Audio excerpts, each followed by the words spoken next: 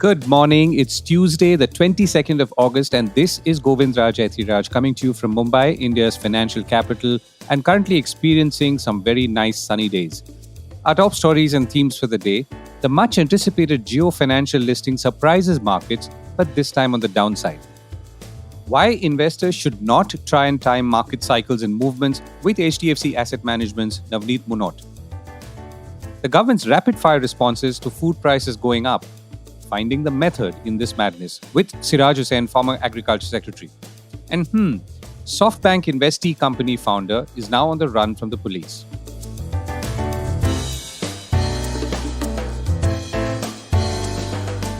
This is a core report with Govindraj Ethiraj. Ambani stock Jio Financial hits the Bourses. Shares of Jio Financial Services, the demerged unit of Reliance Industries, listed at 262 rupees on the National Stock Exchange and 265 on the Bombay Stock Exchange on Monday, that's August 21st. With a market capitalization of 1.66 lakh crore rupees or 166,000 crore rupees or almost $20 billion, Jio Financial Services is the second largest NBFC after Bajaj Finance. Bajaj Finance, as of August 18th, boasted of a market capitalization of 4.15 lakh crore rupees or 415,000 crore rupees. Bajaj Finserv, which has a market cap of 2.32 lakh crore rupees or 232,000 crore rupees, is more of a holding company than a non-bank financial company. After listing, the JFS stock, as we will call it now, went on a roller coaster ride and was locked at the 5% lower circuit when compared with a price of 261 rupees 85 paise, which was discovered during a special trading session on July 20th. The stock was finally locked down at 251 rupees 75 paise on the Bombay Stock Exchange. The Jio Financial stock has a 5% circuit filter and will remain for a few sessions. The listing of Jio is being watched for multiple reasons. First, of course, that it's been spun off from Reliance Industries in equal proportions. If you owned a share of Reliance Industries, you got a share of this financial company's stock. Second, it's largely expected to shake up the non-bank finance company space by taking on incumbents like Bajaj Finance. It also has the beginnings of a strong team led by former ICICI chairman KV Kamath, and the market value that you see likely reflects all of this. Devin Choksi, market analyst, had earlier told me that he expected Jio Financial to grow the market dramatically, and he was not necessarily seeing it as a disruptor to existing companies. I will come to his projection in some more detail in a bit. Nevertheless, Jio did surprise everyone with its dramatic on-debut valuation, also reflecting the market's confidence in the Ambanis as backers.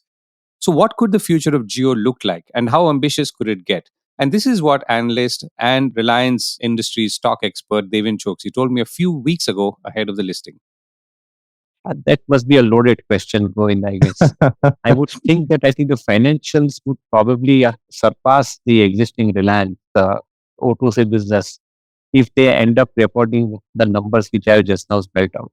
Suppose if they end up reporting 10 lakh crore worth of loan book at the end of say 5th year from now, and on that loan book, if they end up reporting a NIM of around 80,000 crores to 1 lakh crore, my reading says that I think they would be far more exceeding the market value of current Reliance's O2C business, not the retail and the Jio platform business, but only O2C business.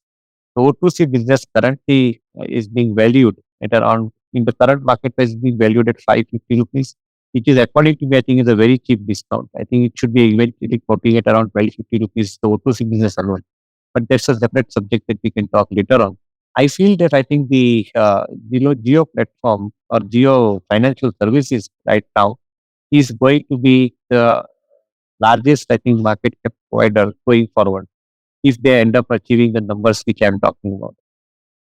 Meanwhile, broking firm Jefferies had put the net worth of JFS at 28,000 crore rupees. Now, this includes a 6.1% stake in Reliance Industries, which is a result of transfer of treasury stock from the parent. Jio has already announced a 50-50 joint venture with Blackstone to enter the asset management industry. Moving on from Jio and Reliance, around the markets, the BSE Sensex ended 267 points higher at 65,216, and the NSE Nifty 50 closed at 19,394, up 83 points. In other markets, we had earlier spoken of the rupee hitting a record low against the US dollar. Remember, it's now hovering in the 83 rupee range. It has since recovered somewhat, but despite the fall, it's still a favored emerging market currency with some investors, Bloomberg is reporting. Not just that, it is Asia's third best performer because others from the Singapore dollar to the South Korean won have slipped even more. A reserves stockpile of $600 billion, more than $16 billion worth of foreign inflows in stocks this year, and an economic growth forecast at 6.5% are among the reasons behind the optimism for investment banks like Neuberger Berman, Singapore, and Columbia Threadneedle Investments. Not only are the reserves high, but the overall external balances profile has improved in the last couple of years, Prashant Singh, senior portfolio manager for emerging markets debt at Neuberger Berman Singapore, told Bloomberg. Now, back in the stock markets, the Hang Seng China Enterprises Index, which tracks Chinese stocks listed in Hong Kong, slumped 1.9% to its lowest since November 21. The Hang Seng Index, which fell into a bear market on Friday, fell for the seventh straight day, the longest losing streak since November 2021, Bloomberg reported. Modern portfolio theory and its usefulness right now. In all this action, it can be safe to say that the Indian markets have paused to take a little breath. Now, how long? It's not clear. What is clear is that there are several factors at play. For one, many large brokerages have said that India earnings are now stretched and the initial benefits of lower input costs are beginning to fade. Equally, others like ICICI Securities have argued that the Nifty 50 index is consolidating just below the 20,000 mark, and after rallying 14% from the March 23 lows, it's only a modest 7% year-to-date return. This, ICICI Securities says, indicates rational behavior and is not technically a bull market either. On the other hand, there is a bull market frenzy that's visible in the mid, small, and micro cap indices, which have risen 25, 29, and 42% respectively from the same March 23 lows. Technically, a more than 20% upside indicates a bull market. So, how should investors play it? Should one dump and run or stay put? Navneet Munot, Managing Director and CEO of HDFC Asset Management, which runs HDFC Mutual Funds, in a letter to unit holders of his fund last week, wrote that over the past few months, quite a few investors, being wary of equity valuations, stayed on the sidelines, expecting an impending correction. However, the rally in equities continued unabated without taking a breather. Episodes like these show how investors often make the mistake of trying to time the market and asset class cycles when it is quite difficult for them to do so.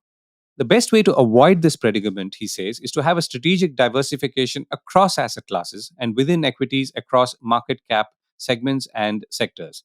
Trying to change lanes with a rear view mirror has historically turned out to be a costly exercise, he says. Monod, whose fund runs assets under management of close to 500,000 crore rupees and over 11% of the mutual fund universe in India, refers to the term modern portfolio theory to address this conundrum of what to do when at an investing crossroads. I caught up with him and I began by asking him to explain this approach, particularly to someone who's not an active investor or who wants to be one. Somebody who's known as the father of modern portfolio theory passed away some time back, Harry Markowitz. So I mentioned about that. Before them, we didn't have a sound theoretical framework of portfolio construction. People have been investing before, but investing always revolved around individual stocks. And you look at their net present value, meaning like what the return that individual security will generate. What the modern portfolio theory suggested was that people should look at a portfolio approach where you are trying to maximize return for a given level of expected risk or minimizing risk for a given level of expected return. And this efficient portfolio can be achieved if you are diversifying across securities which have a relatively low or a negative correlation. In simple terms, at different points in time, different asset classes will move differently.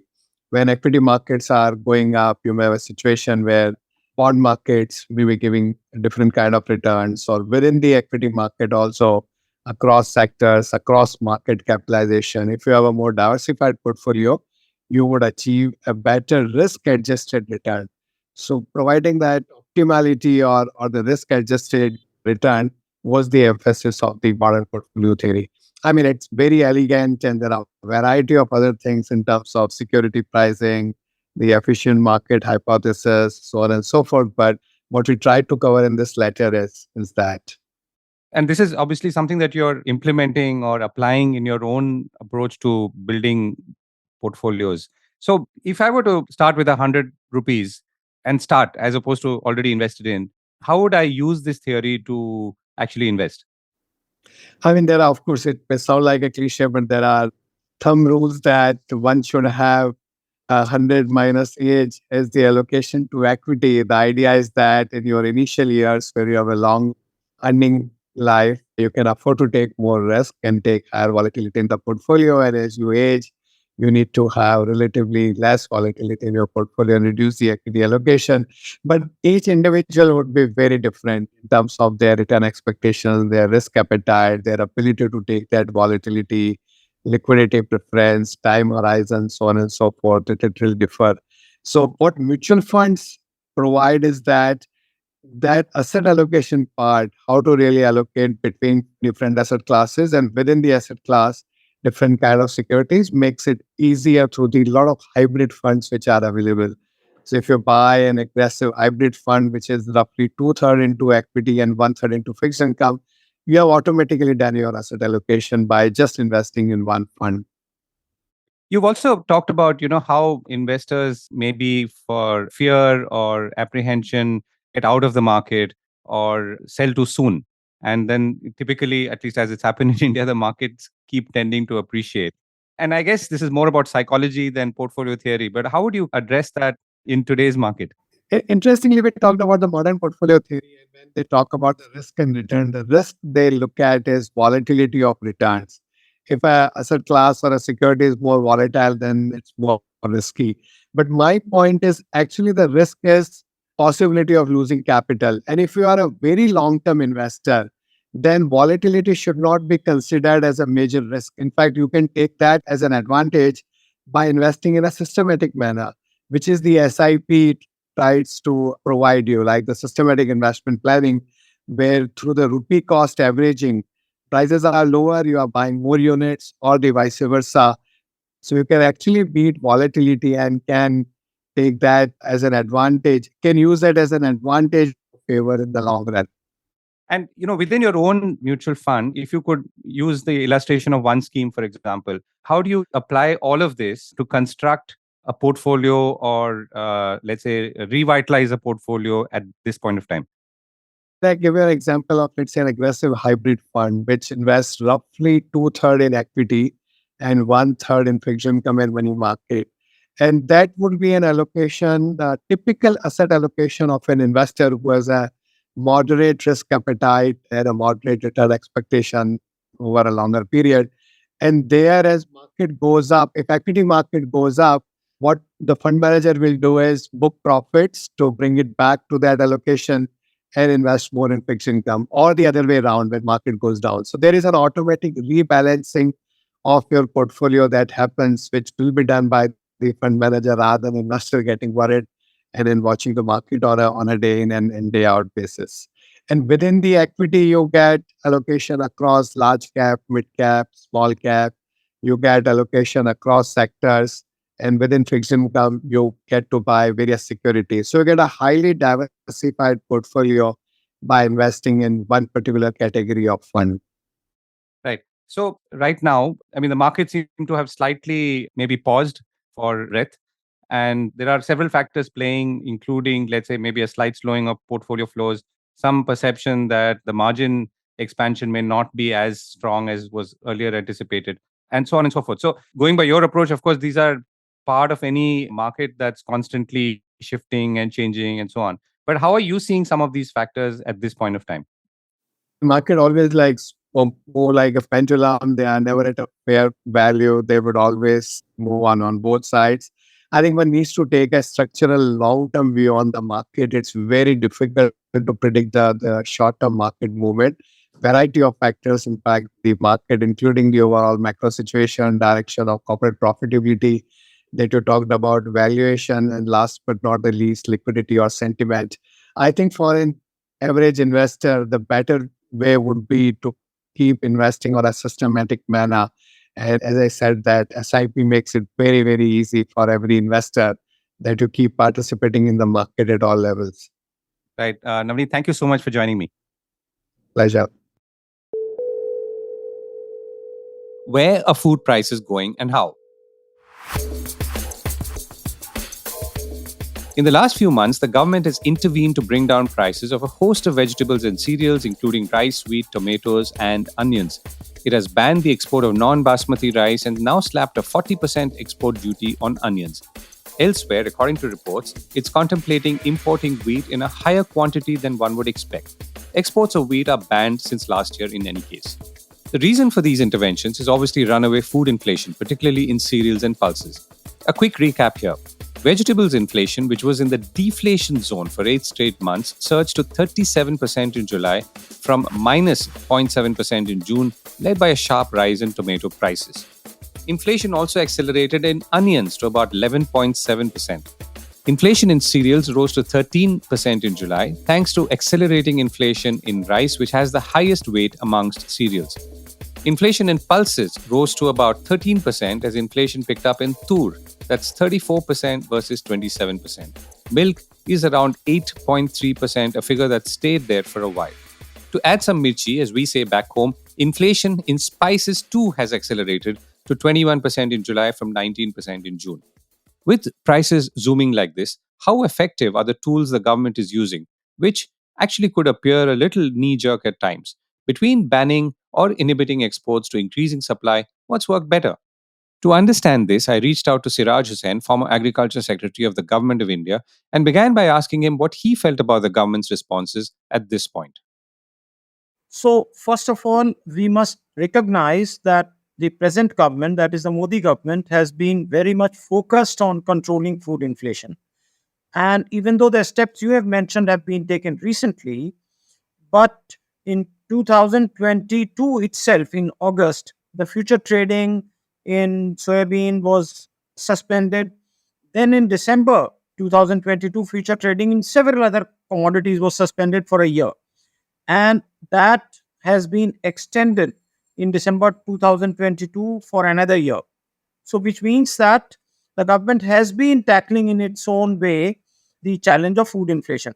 So, the commodities you have mentioned are in two categories. One is perishable commodities and the other is non-perishable commodities. So, the major concern is wheat and rice because these are staple diets. For vegetables, the poor people can shift from one vegetable to another vegetable, but people like us make a lot of noise when tomato prices are high and so on.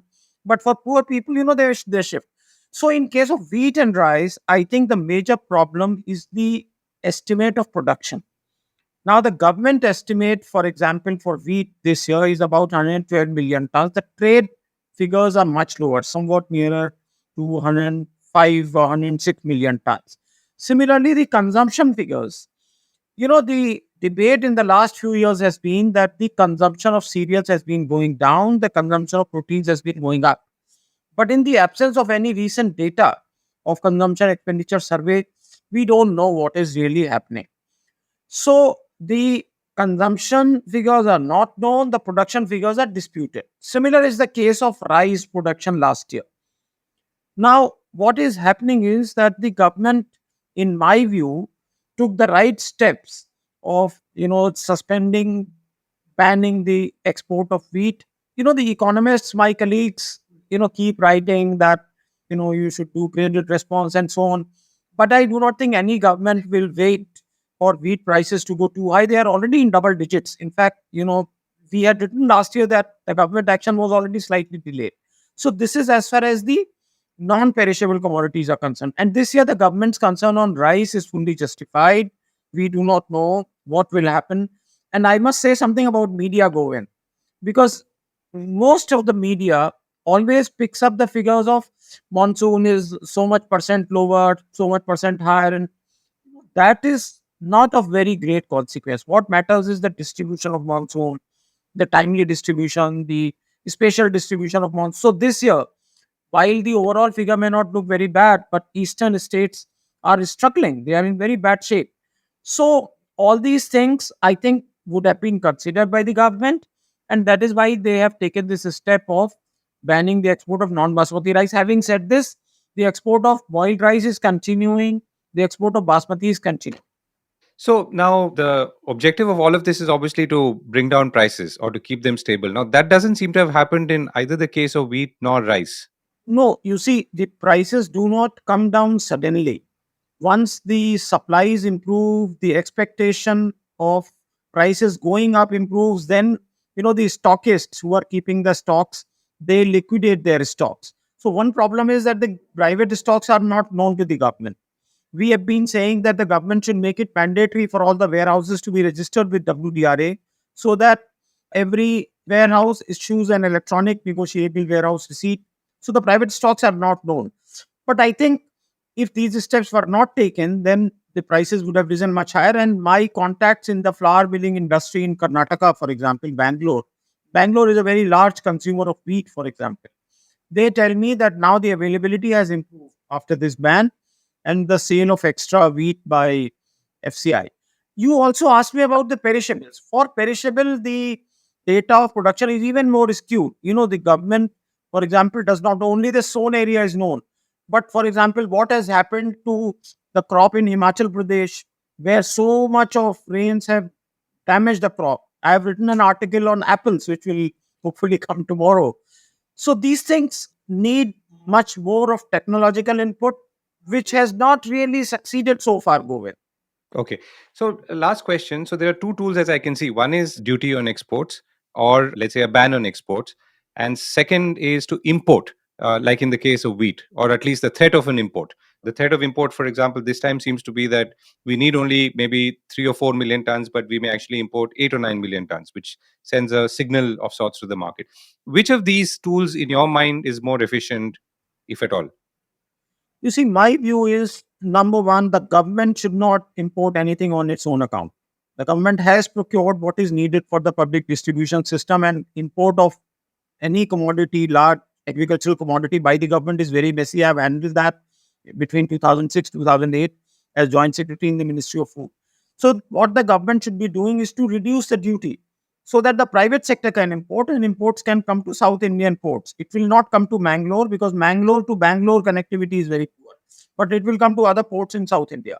So the private flour mills, other bulk consumers will be able to import wheat at southern and western ports, Mundra, Kandla, etc.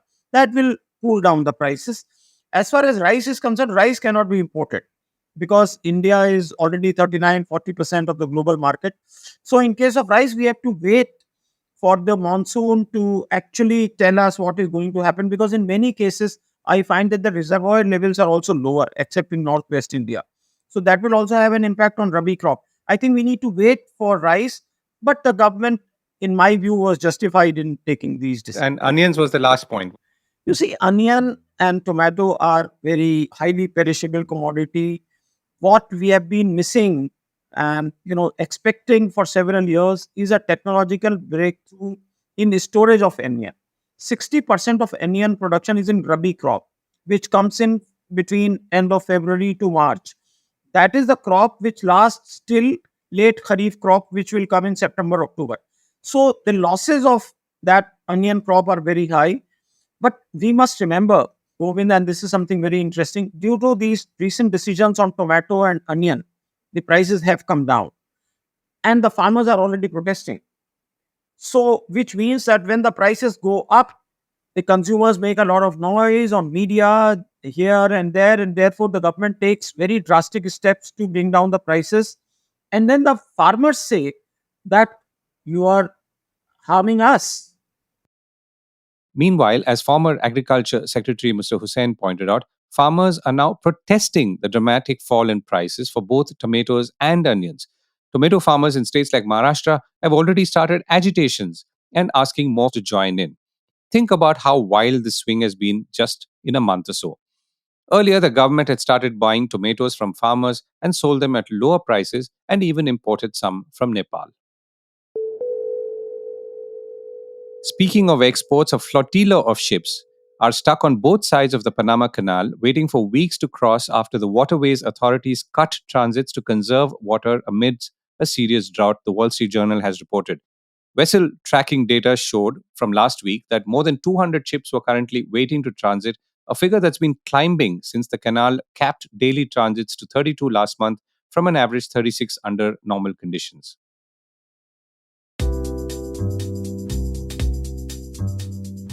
And the Mumbai Police's Economic Offences Wing has lodged a First Information Report or FIR and issued a lookout notice against Rahul Yadav and his colleague for allegedly cheating an advertising firm of more than 10 crore rupees, the Business Standard is reporting. Rahul Yadav is best known to dedicated trackers of the startup universe in India as the founder of Housing.com. He started the real estate advertising platform in 2012, and Softbank, a firm that has claimed it would invest in companies that are at the cutting edge of artificial intelligence where they take over humans on the planet, invested $90 million in 2014.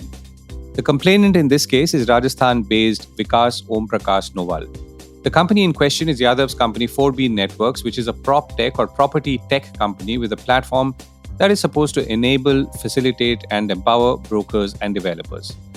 Amazingly, audit firm Deloitte was involved in Housing.com too, though they came in after the party was over, so to speak, and an investor Info Edge appointed Deloitte as a forensic auditor. Well, that's it from me for today. Have a great day ahead. Do write in to us, send us your feedback, and let us know what you would like to hear on the Core Report on the week as well as the weekend edition. Bye for now.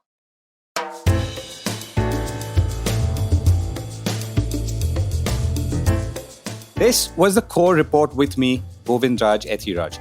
Do stay connected with more of our coverage at the Core.